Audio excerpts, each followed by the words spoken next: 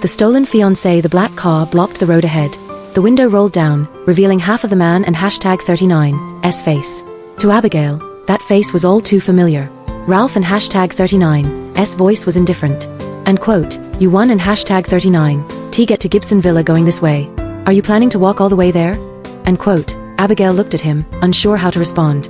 What she wanted was just to get far enough from the prison to find a ride home. Ralph said, and quote, "Cobridge has changed a lot in the past 3 years. You won and #39 make it on foot. I and #39 heading to Gibson Villa." And quote. Abigail didn't and #39 understand.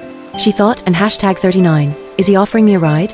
And #39, she stood there for a moment in a daze. Ralph looked more mature and composed now, no longer as unruly and arrogant as he had been 3 years ago. For a second, Abigail drifted into old memories and didn't and #39 know how to answer. Ralph, however, had run out of patience. He got out of the car with a cold expression and stepped in front of her. And quote, "Get in. I and #39 take you back. How much longer are you planning to stand here?" And quote. His words made Abigail fall silent.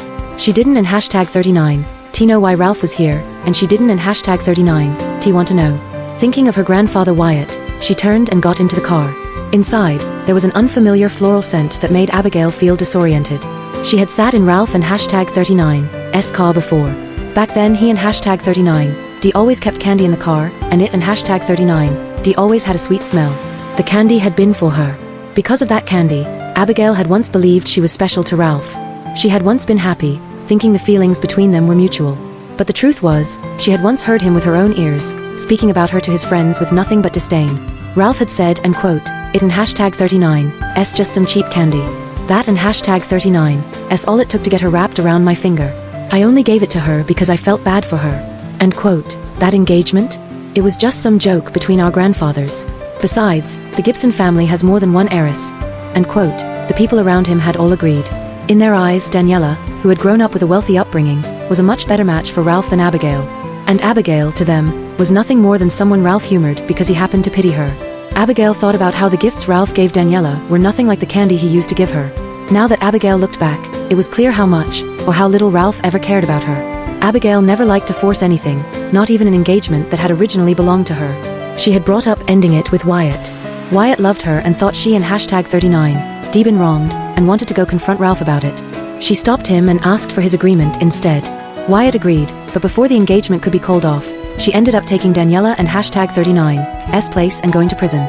It was only then that Abigail realized she was never that important to them.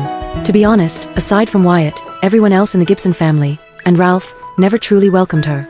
She was like an intruder who had disturbed their perfect little family. They never said it outright, but everything they did made it clear they wanted her gone. And yet it wasn't an #39 like she had done anything wrong. Abigail had grown up struggling to survive in an orphanage. Even after being adopted, she lived cautiously. She once thought her birth parents must have really loved her to go through all that effort to find her. But reality hit her hard. They already had an adopted daughter they adored, showered her with affection.